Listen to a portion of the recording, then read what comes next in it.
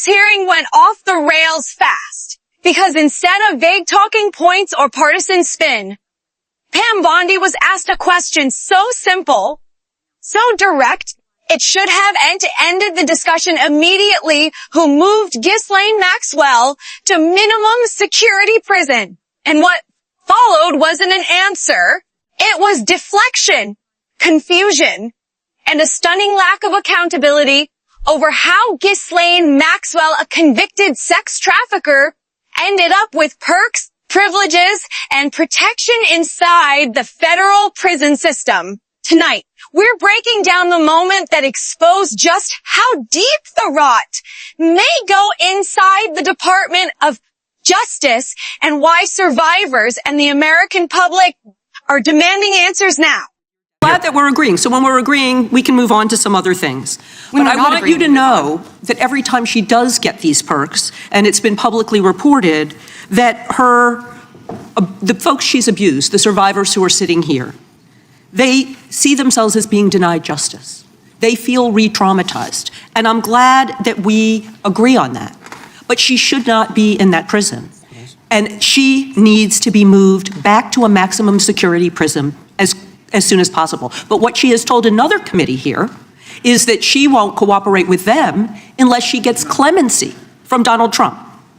It's just crazy to consider that she can be wielding this kind of influence within the administration. But that begs the question, who ordered her to be transferred to the minimum security prison that she was ineligible for? Who signed off on the special privileges? Was it Mr. Blanche? Was it one of your other subordinates? So please, can you tell us who sent her there, since you don't agree she should be there? I said I do not agree she should receive special treatment. She was transferred, I learned after the fact, to the same level facility, and that is a question for the Bureau of Prisons. I was not involved in that at all. The same level facility, I don't know why, but instead of talking about Ghislaine Maxwell, who hopefully will die in prison, you should be talking about Irina Zarutska. I have a couple who of died other on a subway. Right, and I absolutely... You don't talk about that. I have been talking about it and actually helping with these issues. But we're going to move back to you. I bet we are. Yes, of course, because you're here to testify. That's what the whole point of this endeavor is. So of course we're moving back to you. It is all about you. So as we've heard, she took the fifth in response to every single question in that committee hearing. And her lawyer dangled the offer of clemency. Should Donald Trump pardon or commute her sentence? Should she be released from prison, yes or no? You said you hope she dies there, so I'm hoping the answer is no. I already answered that question. Good. I'm very glad. I really like this bipartisan agreement about what should happen. Well, when it agrees with you, but you don't want to talk about Irina Zarutska. You don't want to talk about I talk about murdered her all by the a time, violent crime but offender I am not in here your to testify before Congress. You are. That is your job today. You're That's what you're getting paid for. With attack. So I want you to know that your own DOJ employee, he's recently been demoted and had some other problems, advises on pardons. Do you think he will be advising Mr. Trump on any kind of clemency or pardon for Ghislaine Maxwell?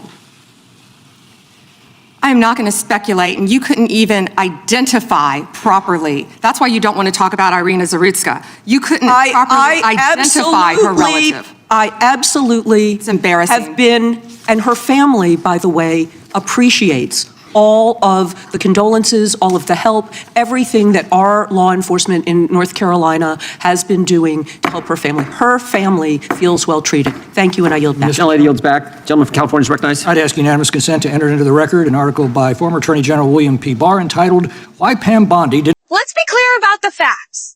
Maxwell is not a minor offend. She is a convicted sex trafficker, the longtime accomplice of Jeffrey Epstein, and someone whose crimes shattered the lives of countless survivors. So when Bondi was asked the most basic question, does a convicted sex offender deserve special treatment in prison? She said no. But here's where the story blows wide open. He also claimed she didn't even know about the transfer until after it happened. Think about that. The Attorney General of the United States didn't know that the most high-profile sex trafficker in federal custody was moved to a lower security facile. ID? Didn't know who approved it? Didn't know who signed off on the perks? And when pressed on who made the call, Bondi deflected, blaming the Bureau of Prisons, refusing to name a single official and declining to accept responsibility. A convicted sex trafficker tied to elite donors, billionaires, and political power is now in a position to leverage information for her own freedom, while receiving softer prison conditions than countless nonviolent offenders. Dares across this country. When lawmakers ask the obvious follow-up, should Trump pardon or commute her sentence? Bondi refused to give a straight answer. If accountability stops exactly where political power begins, and this side a failure of communication, it's a failure of justice. Oversight only works if answers are given. Today, the silence spoke louder than anything said under oath.